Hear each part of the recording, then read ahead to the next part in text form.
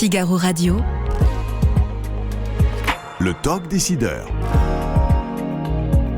Quentin Périnel. Guillaume d'Acunha, bonjour. Bonjour Quentin.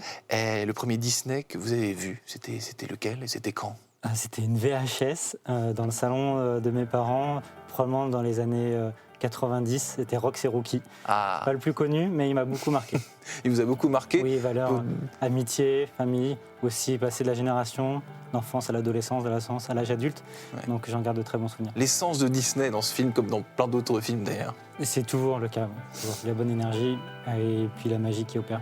Bonjour à tous et bienvenue au Talk Décideur du Figaro, avec aujourd'hui en face de moi Guillaume d'Acunha, fan de Rox et Rookie, mais surtout vice-président ressources humaines de Disneyland Paris.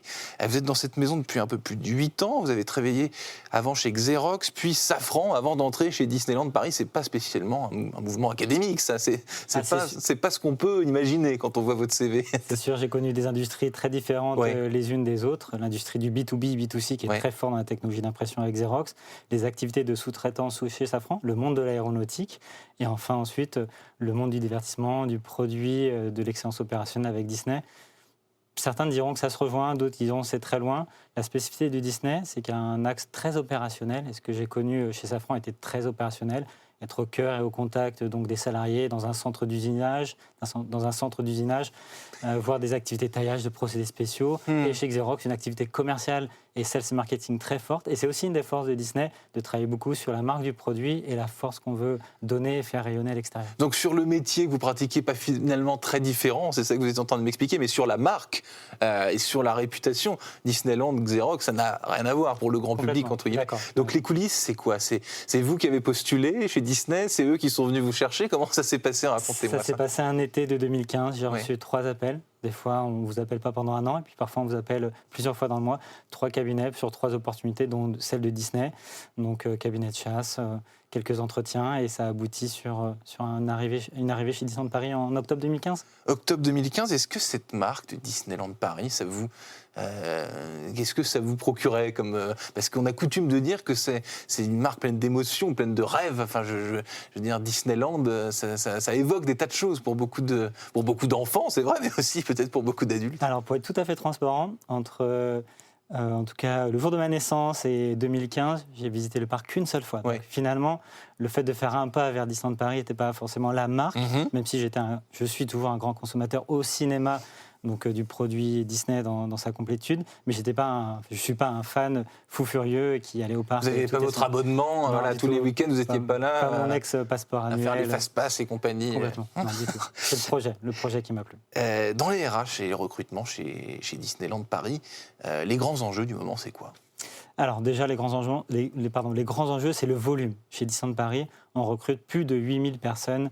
En tout cas, chaque année, sur les 3 années, c'est plus de 8000 personnes qu'on a recrutées. Sur 2013, on vient juste de clôturer notre année fiscale, qui va de septembre à octobre, 8400 recrutements. Pour l'année prochaine, 8200 recrutements. Donc, un des premiers enjeux, c'est le volume. Ensuite, vous regardez votre volume et vous l'associez à la réalité opérationnelle. C'est plus de 600 métiers.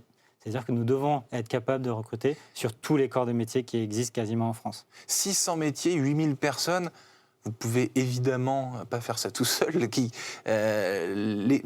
Vous recrutez, et les recruteurs qui travaillent avec vous, c'est qui ? Parce que c'est ceux-là que vous recrutez, vous, j'imagine. Bien sûr. Oui. Alors aujourd'hui, toutes les activités RH sont internalisées. C'est aussi une des spécificités. Tout est en interne. Une singularité de Disney. À l'échelle donc internationale, tout est internalisé. Donc le recrutement, c'est mes équipes qui recrutent aujourd'hui. C'est plus d'une quarantaine de personnes qui sont dédiées sur 3 cordes de métiers différents.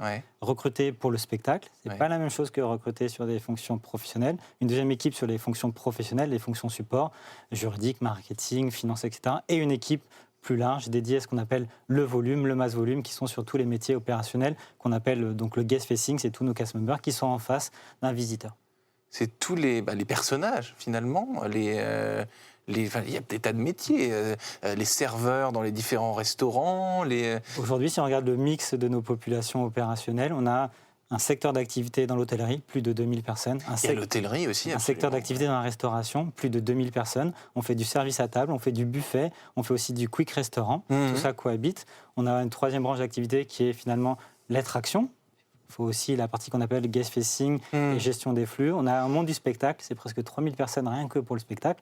Et l'autre réalité, entre autres parmi d'autres, c'est les services techniques, maintenance, construction, réhabilitation, procédés spéciaux.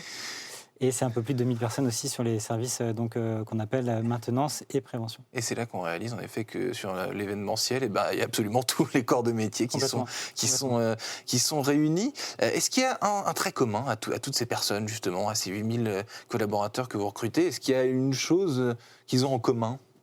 Alors, ce qu'ils ont en commun, probablement la passion pour le produit, parce qu'on le sent et on le voit. Disney, c'est tellement diversifié sur Tout le monde connaît Disney, c'est 100%. Alors, quasiment 100%. Depuis 10 ans, Disney, c'est pas juste prince et princesse. Ouais. C'était le cas pendant très longtemps. Maintenant, c'est du Marvel avec des super-héros, c'est du Star Wars, c'est des franchises de Pixar, c'est aussi maintenant quelques franchises complémentaires qu'on a acquis comme Nat Geo. Donc aujourd'hui, finalement, ça parle au plus grand nombre. Donc les gens qui viennent chez Disney, c'est vraiment parce qu'il y a toujours une petite franchise ou une particularité du produit qui les attire. Au-delà de ça, je pense qu'il y a aussi la passion d'une marque qui est forte, qui résonne pour tous les publics, tous les foyers à travers le monde.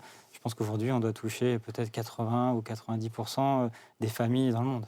Il y a une fierté Oui, fierté d'appartenance qui est très forte, ce qui explique aussi une forme de longévité dans l'entreprise. Mais je pense qu'il y a la fierté d'appartenance, il y a une culture forte qui existe dès l'entrée dans l'entreprise. Pour vous donner 2 exemples, une personne qui rentre dans les fonctions support, c'est une journée d'intégration avant d'aller voir son leader et d'arriver sur son lieu de travail. C'est-à-dire pendant une journée, il va être embarqué dans l'héritage de la Walt Disney Company, dans les traditions. Et ensuite, quelqu'un qui va dans les opérations, c'est 3 jours en salle pour comprendre comment fonctionnent les opérations, comment on est organisé, la spécificité du métier. Et ensuite, on l'envoie sur le terrain et il commence à travailler. Donc finalement, la culture, elle se travaille dès l'embauche. La réputation de Disney aussi, c'est que c'est une entreprise qu'on a du mal à quitter. Je me souviens, je ne vais pas donner de nom, mais j'avais interviewé ici même quelqu'un qui est passé par Disney et qui travaillait pour un autre employeur. Et au lieu de me parler de son employeur actuel, il ne pouvait pas s'empêcher de faire référence à Disney. Il me disait vraiment c'est une entreprise à laquelle on s'attache et qu'on a du mal à quitter. Je crois que votre présidente, ça fait quasiment 30 ans qu'elle est chez Disney. Est-ce que vous me confirmez cela? Alors, il y a peu de turnover quand on rentre. Il y a un fort attachement. Une entreprise comme la nôtre, où vous faites de la restauration, d'hôtellerie et finalement du guest facing, vous regardez à l'extérieur et vous avez des turnover qui peuvent monter en restauration en ce moment jusqu'à 70% de turnover. C'est énorme.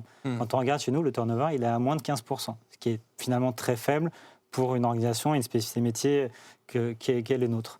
Au-delà de ça, juste pour donner une autre illustration, donc en 2022, on a fêté les 30 ans de la destination. C'est presque 1000 salariés qui ont fêté 30 ans d'ancienneté dans l'entreprise. 1000 salariés qui ont plus de 30 ans d'ancienneté. Est-ce que du coup, alors, les gens ne quittent pas l'entreprise parce qu'ils y sont attachés. Est-ce qu'il y a un trait, au-delà de la marque, on en parlait, qui attire et que tout le monde connaît, qui est une fierté, etc. Est-ce que vous gâtez, entre guillemets, vos collaborateurs? Est-ce que vous leur donnez des cadeaux là, vous me dites, ça fait plus de 30 ans, est-ce qu'il y a des anniversaires ou des choses comme ça? Parce qu'on imagine, c'est la fête chez Disneyland Paris. Est-ce que c'est aussi la fête pour les collaborateurs? Alors, on a un fort attachement à ce qu'on appelle l'advocacy. Finalement, c'est l'engagement pour travailler cette rétention, cette fidélité. On a une équipe qu'on appelle Cast Experience, donc l'expérience pour une équipe qui est en charge de l'expérience des salariés. Et pour donner quelques illustrations, tout récemment, on a fait ce qu'on appelle les Service Awards. C'est 2 soirées pendant lesquelles presque 2000 salariés ont fêté leurs 10, 15, 20, 25, 30 et 35 ans d'ancienneté maintenant dans l'entreprise. Ces soirées, ils viennent accompagner, ces dîners, ces shows, et ces spectacles et soirées dansantes jusqu'au bout de la nuit. Voilà, une illustration parmi d'autres. Autre illustration, c'est qu'on va ouvrir le Disneyland Hotel, notre 5 étoiles, après plus de 2 ans de travaux, au mois de janvier. À peu près 300 à 400 salariés vont pouvoir dormir dans l'hôtel avec leur famille avant l'ouverture aux visiteurs. Donc c'est au moyen aussi de bêta-testeurs. Et c'est ça, ce qu'on appelle le test and adjust. Ils viennent, ils testent, ils nous font partage d'expérience, c'est ce qui nous permet d'être mieux préparés pour l'arrivée de nos visiteurs. Une sorte de séminaire interne, vraiment interne, quoi. C'est amusant ce que vous me dites concernant l'hôtellerie. J'y pense parce que vous me dites que vous réouvrez en janvier, mais la crise sanitaire, j'y reviens, a chamboulé pas mal de choses. Est-ce qu'il y a des leçons en termes de RH et de gestion du parc et de Disneyland Paris que vous avez retenu et qui sont toujours en vigueur, tout simplement? L'advocacy, l'engagement, l'attention qu'on doit apporter aux salariés, ce qui a fait la différence pendant le Covid et ce qui explique probablement pourquoi les salariés sont restés attachés, ne sont pas partis pendant la période de fermeture, parce que la réalité, c'est qu'on a été fermé 13 mois sur 24 entre les deux shutdowns, les deux confinements.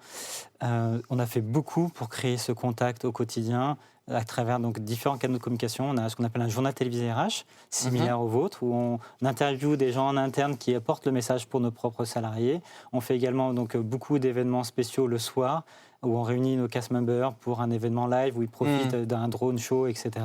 Donc vraiment, on travaille cet attachement et ce lien finalement avec l'entreprise. Et c'est beaucoup plus fort post-Covid, parce qu'on s'est rendu compte que ça a été un vecteur de fidélisation et finalement d'appauvrissement du turnover. Une entreprise qui vit, même en dehors des heures de travail, avec des choses un peu inédites qui se passent de façon privée et exclusive pour les... Typiquement, notre illustration, c'est que là, le prochain film de Noël arrive, Achat, et La Bonne Étoile, et donc nos cast members vont pouvoir, dans nos propres théâtres à Disneyland Paris, voir le film en projection privée. En avant-première. C'est ça. Est-ce que Guillaume d'Acugna, alors je sais que Disneyland Paris est privatisable pour les entreprises, justement, ça c'est une formule qui a du succès. Je ne sais pas moi, une société décide pour ses collaborateurs de passer la journée, de privatiser Disney et de passer la journée. Ça, c'est quelque chose qui se fait beaucoup encore. Alors, beaucoup moins, pour être tout à fait transparent, Quentin. Le MICE, donc ce qu'on appelle la partie convention, on a réduit un petit peu parce qu'aujourd'hui, on a un tel niveau de fréquentation assez exceptionnel et durable qu'il faut aussi les donner la priorité aux visiteurs sous toute sa représentativité française, européenne et internationale. Donc le MICE, on le fait un peu moins, on en fait toujours. On a le bénéfice d'avoir des centres de conférences où les entreprises peuvent venir et bénéficier des centres de conférences, donc ça, il n'y a aucun problème. La privatisation du parc, elle se fait plus le soir pour laisser au moins la journée à nos visiteurs.